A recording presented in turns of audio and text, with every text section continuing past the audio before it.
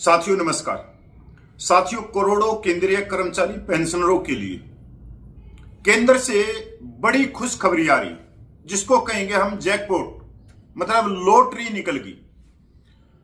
आप सबने पता है कि 8वां वेतन आयोग गठित हो चुका है और 8वां वेतन आयोग अपना काम भी कर रहा है और 30 अप्रैल तक पूरे देश भर से कर्मचारी, पेंशनर, साथ ही साथ राज्य सरकारों के कर्मचारी, उनके पेंशनरों से भी वो सुझाव मांग रहा है।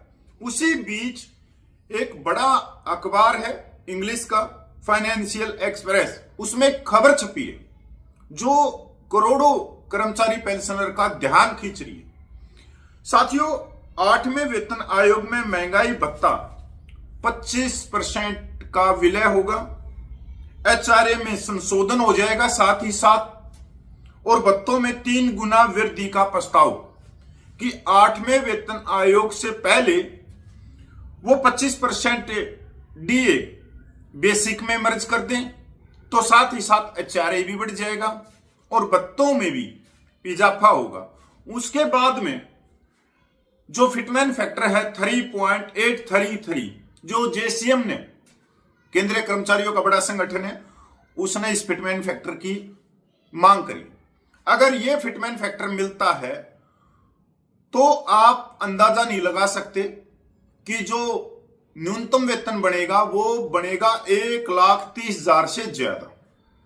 क्योंकि अगर हम आज जो न्यूनतम वेतन है 18,000 रुपये और इसी को हम गुणा करते हैं 3.833 से, तो 69,000 रुपये उसका न्यूनतम वेतन बनता है।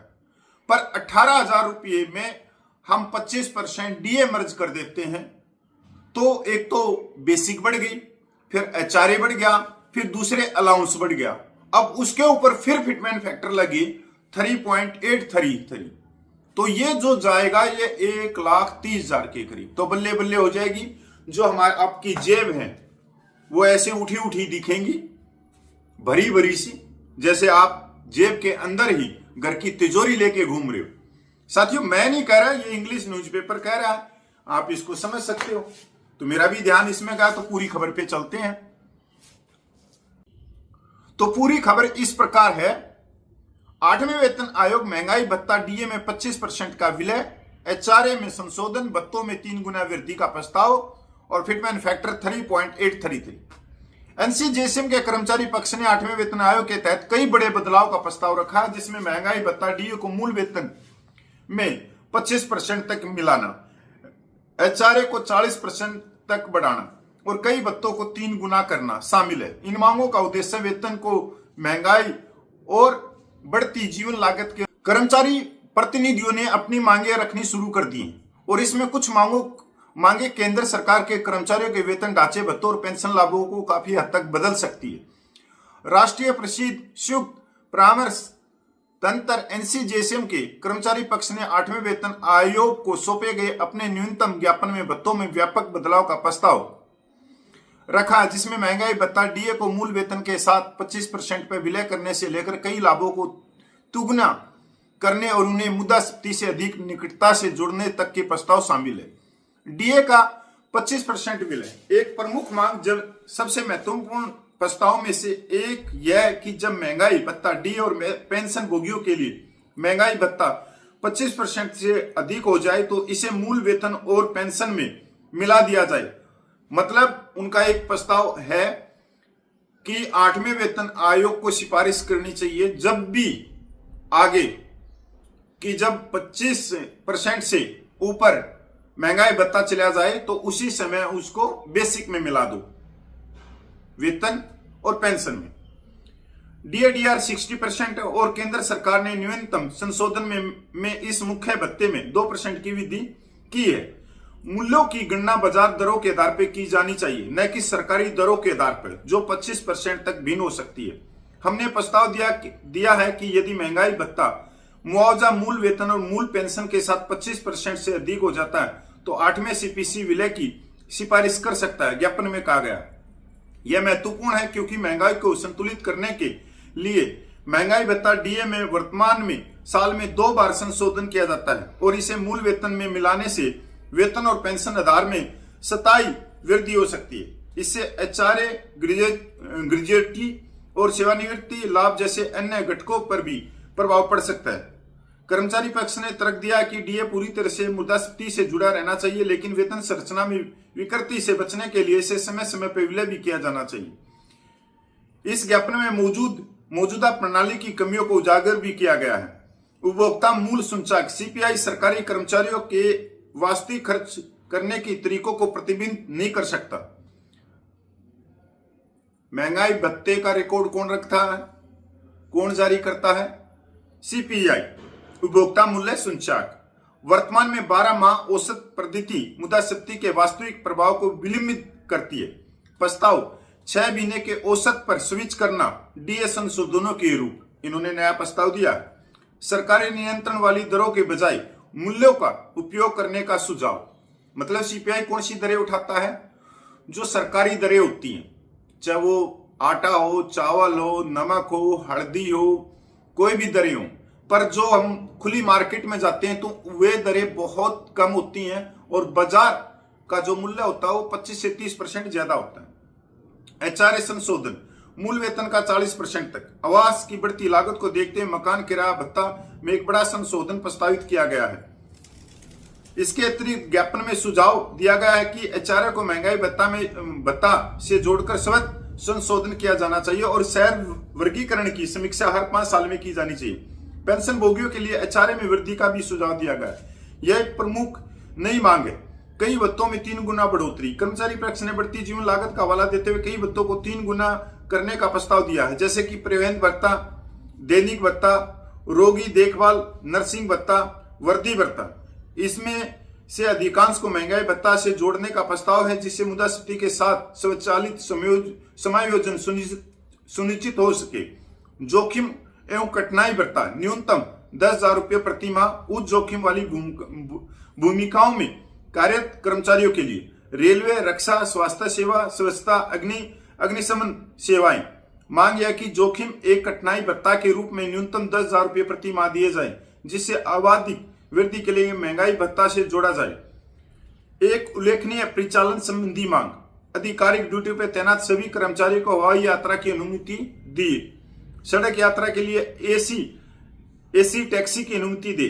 कारण अंतिम समय में यात्रा करने से अक्सर ट्रेन में आरक्षण करना मुश्किल हो जाता है। ओवर टाइम और अतिरिक्त ड्यूटी का मुआवजा। ज्ञापन में निम्नलिखित बातों पर प्रकाश डाला गया। कर्मचारियों की कमी के कारण काम के घंटे बढ़ रहे हैं। कई कर्मचारियों को ओवर टाइम का मुआवजा नहीं मिलता। कारखाने अधिनियम के दायरे से बाहर के कर्मचारियों को एक ही दर मूल वेतन महंगाई भत्ता पर ओवर टाइम मिलना चाहिए। शिक्षा और बच्चों के लाभों में व्यापक संशोधन। बच्चों के लिए शिक्षा भत्ता से 10,000 रुपये प्रति माह प्रति बच्चा होना चाहिए। छात्रावास सब्सिडी 35,000 रुपये प्रति माह। कवरेज को स्नातकोत्तर और व्यावसायिक पाठ्यक्रमों तक बढ़ाया गया है। दिव्यांग बच्चों के लिए उच्च लाभ। अन्य मांगे, अतिरिक्त योग्यता भत्ता, मूल वेतन का 10%, खाना पकाने का भत्ता बढ़कर 3,000 रुपये प्रति माह हो गया है। खेल प्रोत्साहन, वेतन वृद्धि पर लगी सीमाएं हटाए। रात्रि ड्यूटी भत्ता, मूल वेतन की कोई सीमा नहीं है।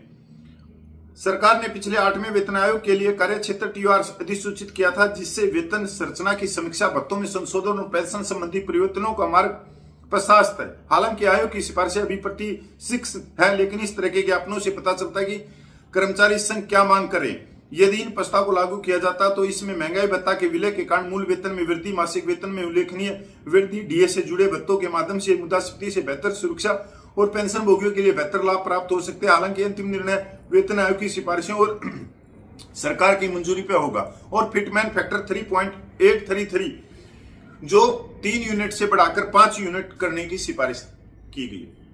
साथियों, अगर ये सारी चीजें सरकार मान लेती है तो आप यकीन मानना, आपका जो न्यूनतम वेतन 18,000 रुपये से बढ़कर 69,000 नहीं होगा, ये 1,30,000 से अब चला जाएगा।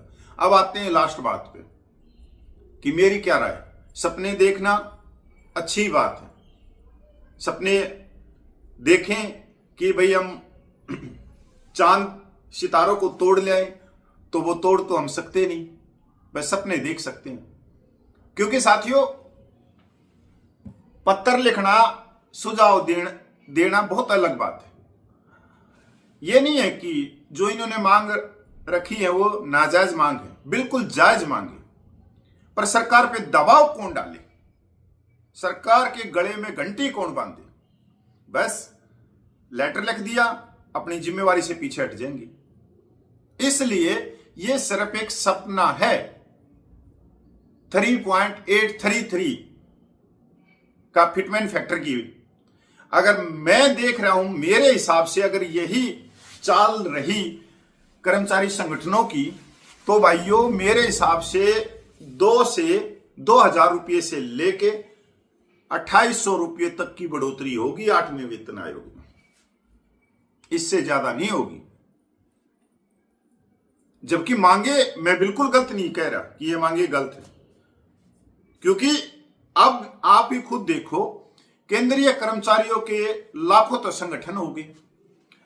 अब जेसीएम ने जो मांग करी है वो 3.833 की गई है। अब एक दूसरा और संगठन आ गया इनसे 2 कदम ऊपर, उन्होंने फिटमेंट फैक्टर 4 की मांग कर ली है। अब 1-2 दिन में और आएगा, वो 5 की कर लेंगे। अलग अलग डपली, अलग अलग राग, सब चौधरी बने हुए हैं। कोई संगठन किसी संगठन के नेता के नीचे नहीं बैठना चाहता। सब अपने आप को गुलदस्ते देने में फिट बिठा रहे हैं कि मैं सरकार का सबसे बड़ा चापलूस हूं, मैं सरकार का सबसे बड़ा चापलूस हूं। अगर इकट्ठे हो गए तो एक व्यक्ति का नाम हो जाएगा, एक नेता बन जाएगा, फिर वो आने वाले समय में सांसद बन जाएगा, टिकट दे देगा सरकार। इस तरह का एक दूसरे के कुर्ते पकड़ पकड़ के खींच रहे हैं। साथियों, अगर वाकई में केंद्रीय कर्मचारी संगठन करोड़ों कर्मचारी पेंशनरों का भला करना चाहते तो इनको एक बड़ी रैली करनी चाहिए दिल्ली में, सरकार तक अपनी ताकत दिखानी चाहिए, सरकार के गले में घंटी बांधनी चाहिए, तब सरकार देगी। सरकार मतलब ढीठ होती है, जिस तरह से कई भैंसें नहीं हो जाती, तो वो दूध नहीं देगी, खूब खाएगी, खूब खाएगी, पर दूध देते वक्त वो लात मारेगी। ऐसा ही सरकार होती है कि वोट तो खूब खाएगी, खूब खाएगी, भाषण भी खूब देगी, रैलियां भी खूब करेगी, पर दूध नहीं देगी। तो साथियों, ये गोदी मीडिया का कमाल है। ये गोदी मीडिया को आप जितना देखोगे कि आपका वेतन और पेंशन लाखों में बढ़ जाएगा, तो एक सिर्फ सपना है, और आने वाले समय में फिर आपका सपना चकनाचूर भी होगा, आपके अरमान भी धराशी हो जाएंगे। इसलिए ऐसे सपने ना देखो। मैं तो ये कहता हूं, गोदी मीडिया और यूट्यूब चैनल ही ना देखने चाहिए आपको। साथियों, नमस्कार, जय हिंद।